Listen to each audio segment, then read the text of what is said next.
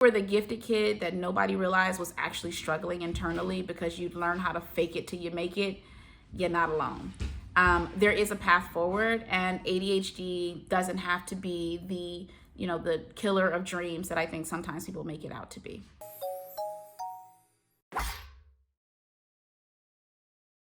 Hey beautiful people, welcome back to my channel, Rethink ADHD. So I spent a little time thinking about what my journey to getting diagnosed with ADHD looks like, and I made several discoveries. So I want to talk about kind of how I got diagnosed with ADHD, kind of what went right, what went wrong, etc., etc. So I was diagnosed officially when I was, in my my mid-20s, mid to late 20s. But I knew early on, like as a child, I remember being in school and it being suggested that I had ADHD. But if you in any way grew up the way I did, and many Black people that listening to this can kind of feel the vibe, is being a child on medication in a Black family is not a thing. I feel like when the topic of ADHD was even brought up, I remember immediately being oh, those are just things you just need to plan through or work through. What is this wispy thing that's flying? It's a dog hair. So I was diagnosed in my mid-20s. However, I did have symptoms. Looking back, it's weird when you look back on your life after being diagnosed. First of all, you're gonna go through two phases. The first phase is do I really have ADHD? So if you're in any way thinking oh my gosh, I just got diagnosed with ADHD, but do I really have ADHD, or I'm really just lazy? You go through that phase. So I went through that phase, and now I'm looking back. I'm at the phase of acceptance, and I'm spending a lot of time looking back on my life and being dang, that was ADHD. So I kind of feel when you're a kid with ADHD, you kind of fall in two buckets. There's the child who can't sit still and is doing really poorly in school. And that person, that type of child, is going to probably be diagnosed pretty early in life. I think that, for me as a Black child growing up in the United States, it was constantly instilled in me that I needed to be disciplined, that I need to sit still, that I need to be smart, that I need to work harder to make it, to pay the Black tax. So what I ultimately ended up doing just as a grown-up is I learned pretty early on. Hi, Thor. Y'all are seeing Thor now. I learned pretty early on that the expectations for me as a Black child in the classroom were very different from, my white counterparts who were in the classroom. What that meant is that although when people were looking for, when teachers and administrators were looking for signs of ADHD in a student, they're looking for the student who's underachieving and bouncing off the walls. That's not a thing for most of the Black kids I knew. Our parents didn't play that. I just think that and when you think about the Black experience in America, there's such a small margin of error for us. And so we learn really early on how to curb any impulses and fit into as many neat boxes as possible, because you don't want to be profiled any more than you're already going to be profiled. You don't want to have to fight the system any more than you already have to fight the system. So we learn pretty early how to do what is called masking. And so when I was in school as a young person, I was not your classic hyperactive, running all over the room kid. I was also not the kid who did poorly in school. I was absolutely the kid who, when you looked at my backpack, chances are I had a bunch of crumpled stuff and I had problems organizing all of that. But the reality is I learned how to mask my ADHD as part of me also learning how to mask my Blackness, if that makes any sense, to fit into the majority culture. So basically the symptoms that they were looking for, I did not exhibit as a child. But I think when I look back and I think about all the things I had to put in place in order to be successful in school specifically, and learning how to stand in line and learning how to control my impulses, I look back and I see a kid who was probably really freaking exhausted from having to constantly manage and maintain their behavior, because you don't want to be judged by, your teachers as the problem child, because let's just be real, they literally make space in prisons based on third grade scores. So you're at that young of an age, you are already fighting against a system that you don't even have the cognition to understand.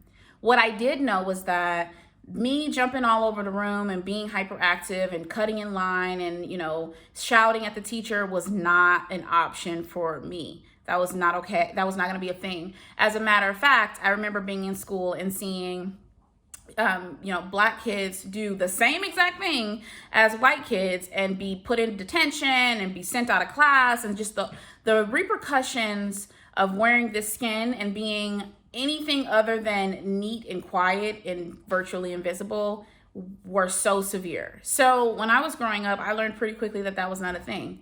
Also, my mom didn't play that. If y'all have a classic Black parent, that's not a thing. School, you don't play with school.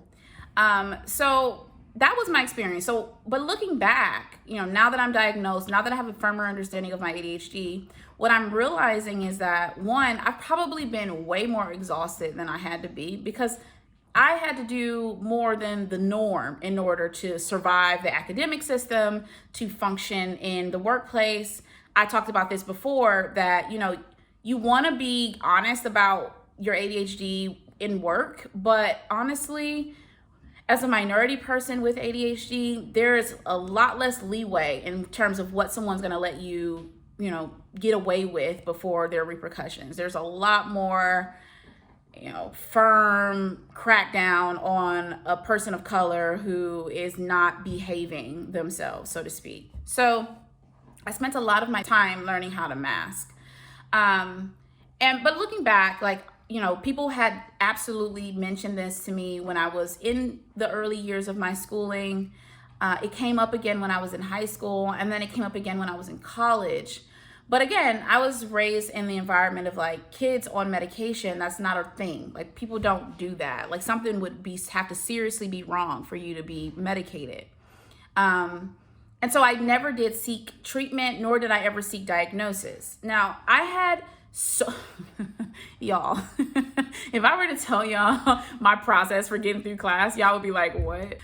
So first of all, when I was reading things, my inattentiveness is really bad when I'm reading black and white text. I don't know what it is, but it's a thing. So if I was reading things, I always had to have 2 pieces of paper to cover up the lines that I was not reading, so that I could focus my attention on the line that I was reading. That was my go-to thing for 100%. Because I'm so inattentive, I always sat in the front row in class. My professors and my teachers would think that, oh, it's because you're a really stellar student. No, it's because if I sit in the back or in the middle and I'm able to see other people around me to the left and right in front of me, I am not going to hear anything that you say. So I sat in the front of the class. I had really complex ways of keeping myself in order and organized. And actually, because I was having so much trouble with executive functioning, I actually ended up adopting minimalism.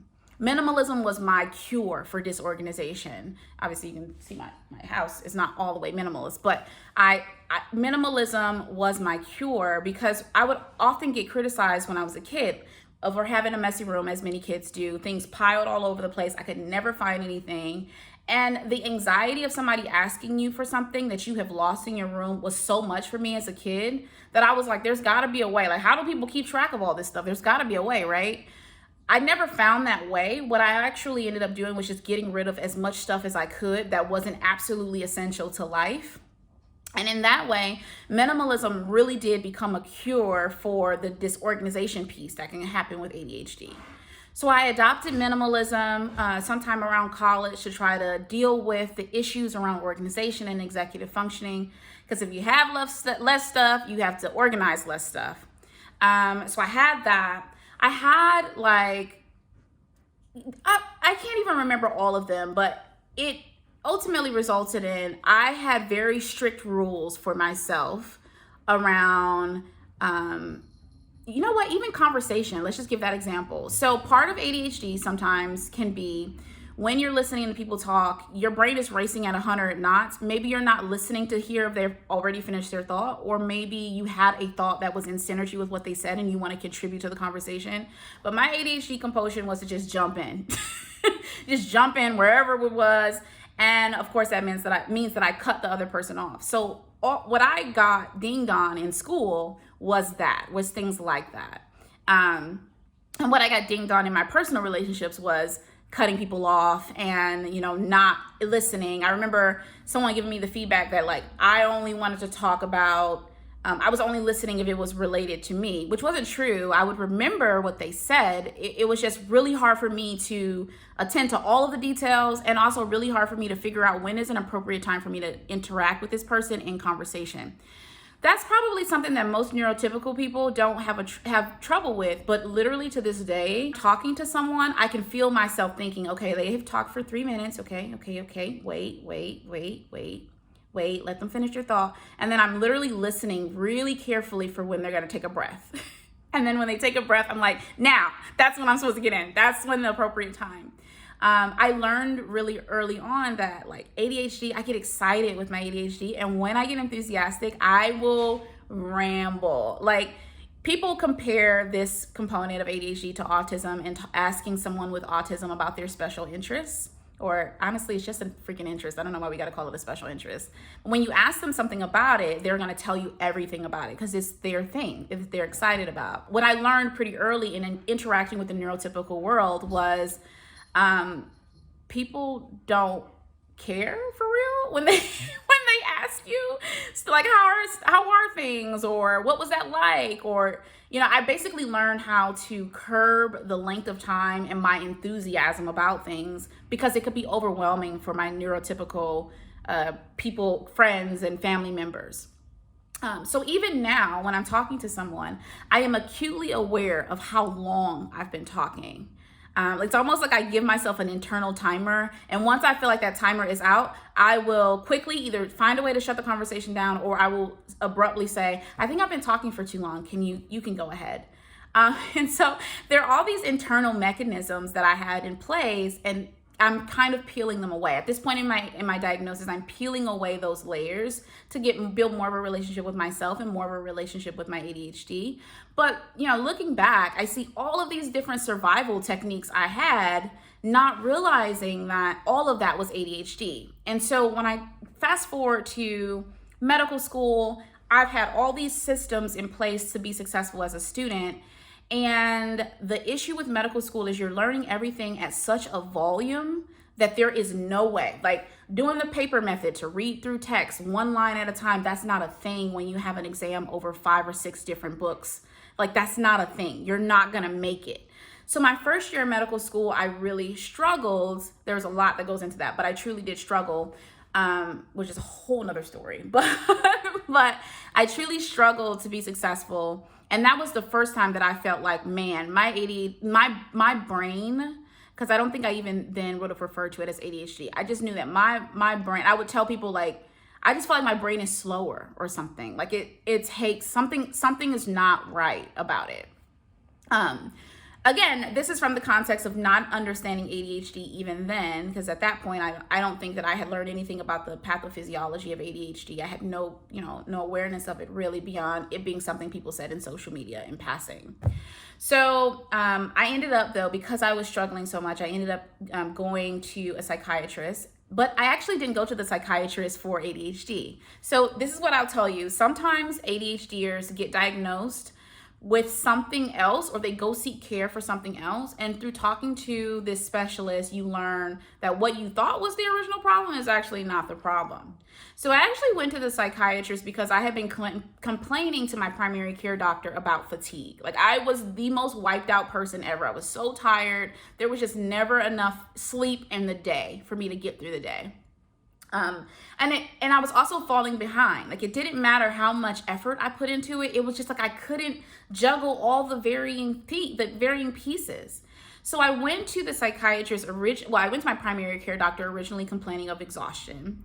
And of course they do all of the blood work to make sure I'm not anemic and rule out all those thyroid abnormalities and things like that. Turns out I don't have any of that. So then the primary care doctor is like, maybe you're depressed. And I'm like, maybe, I don't know. Medical school is hard, but like, am I really depressed? I don't know.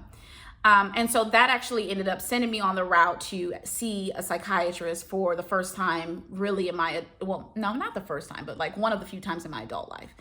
And so I'm sitting there and I'm talking to this psychiatrist about what I'm thinking is depression. And she's listening to me, and she, I brought like my class scores and things like that, and I'm very tearfully telling this story about how, I'm working so hard and I'm just not able to keep everything organized, and I'm falling behind, and I'm so stressed out, and I'm honestly scared of what's going to happen in my medical career if I can't get this together. And she's listening to me and listening to me and listening to me, and then she begins to ask me more questions about like childhood, like, when did this happen? So I ended up painting the story of what it was like for me as a student, even leading up to medical school. And, she started asking about my personal relationships. She's like, has anyone ever told you that, you have trouble listening or that you cut them off? And I was like, oh, literally all the time. Literally all the time. I was like, I have like an internal timer to make sure that I don't do that. Like, yeah, literally all the time. And she's like, okay. So she gives me this assessment. And needless to say, the assessment is like hardcore ADHD. And I remember getting that diagnosis and thinking, oh, okay, well, now what? When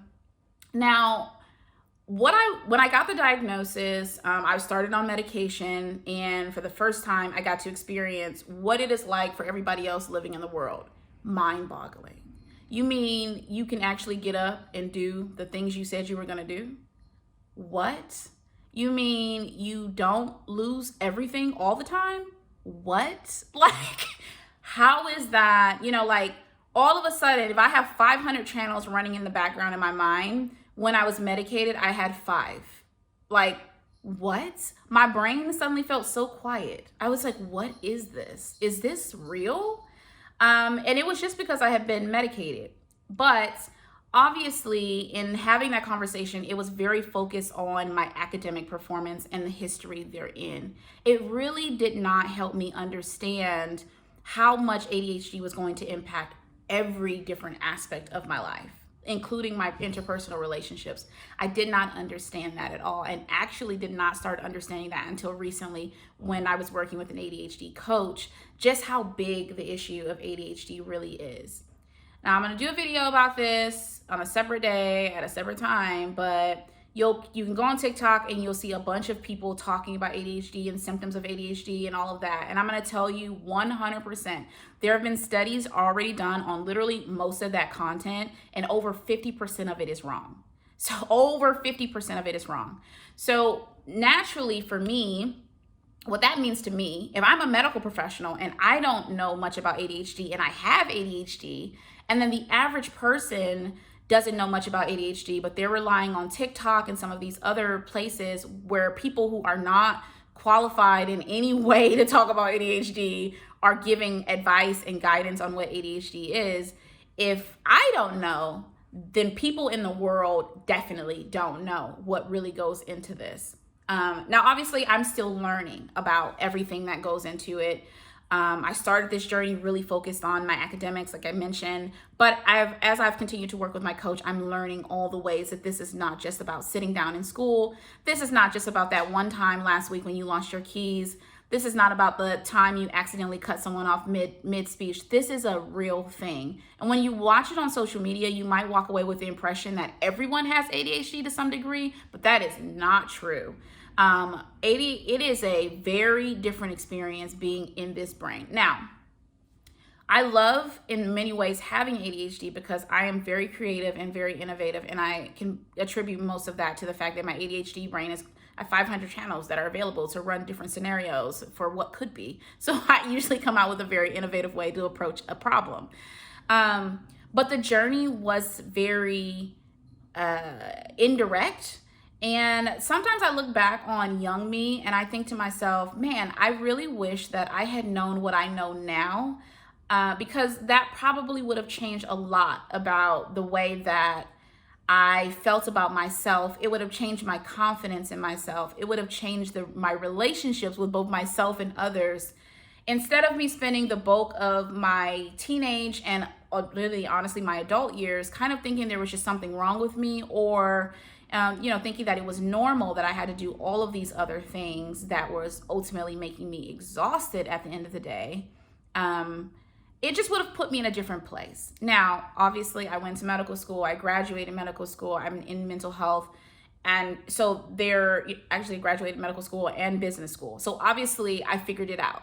But it was much later than I probably would have wanted it to be. And for some of the emotional pieces in particular, I'm still learning them, y'all. Like, I'm still learning them. And it's because no one taught me. I didn't learn that these things, I didn't learn about rejection sensitivity dysphoria. I didn't learn about emotional dysregulation. I didn't learn about any of these things. This is kind of why you hear me say you're building a relationship with yourself and your ADHD, because now I have to basically relearn myself and learn to look back on past mistakes and missed opportunities with much more forgiveness and compassion for myself, realizing that I didn't know then what I know now. And if I had known then what I know now, maybe things would have turned out differently. I don't know. But the journey to an ADHD diagnosis is very unique to the individual, and I will say is even more unique if you are a person of color, because you are, in addition to learning to mask, which makes it very hard to diagnose ADHD if you're a person of color. Obviously, we don't get to just walk into a room and be. Everything that we do is going to be scrutinized, from the way we sit to the way we talk to the way our hair is. And so you learn masking behaviors very, very early when you are a person of color, because you don't want to be profiled beyond what's already going to happen. You don't want to give them a reason to profile you, in the words of the old folk. So it's a very different journey. So when you're going in to talk to that specialist, they're looking for those classic signs and symptoms in you. And the reality is they might not find them, because you've learned from a very young age how to bury them, And so that's why I think you see Black people and people of color in general getting underdiagnosed with ADHD, getting diagnosed much later in their life. The same trend applies to women in autism. Women get diagnosed much later in their life, usually in adulthood, because they've been trained to mask in a way that hides some of the social challenges that come with autism. Same thing with ADHD if you happen to be in this skin, because you're going to learn how to mask your symptoms so that you can fit into the majority culture as much as possible, which also means, unfortunately, you're missing out on an opportunity to get help when you need it. So that's why I've created this channel, actually, because I think that the perspective of a Black person with ADHD is one that is oftentimes not talked about, and it is a vastly different journey when you are a person of color seeking mental health care in America. Very different. I think talking about like how not serious Black people are taken in the mental health space is a big thing. The stigma around mental health care is a big thing. And oftentimes what I've seen for Black women in particular that have ADHD, usually we get misdiagnosed with something else before we actually get diagnosed with ADHD. So I'll talk more about what those diagnoses are and help you tease out the differences between them so that you can be informed when you go in and talk to your healthcare provider. But realize that if you're like me and you didn't get diagnosed further into your adulthood, you're not alone. If you were the gifted kid that nobody realized was actually struggling internally because you'd learn how to fake it till you make it, you're not alone. There is a path forward, and ADHD doesn't have to be the killer of dreams that I think sometimes people make it out to be. But that's my journey. I'd love to hear your journey to ADHD. When did you get diagnosed? What did it feel like to get diagnosed? And how are you dealing with it since being diagnosed? All right, that's it. See you next week. Bye.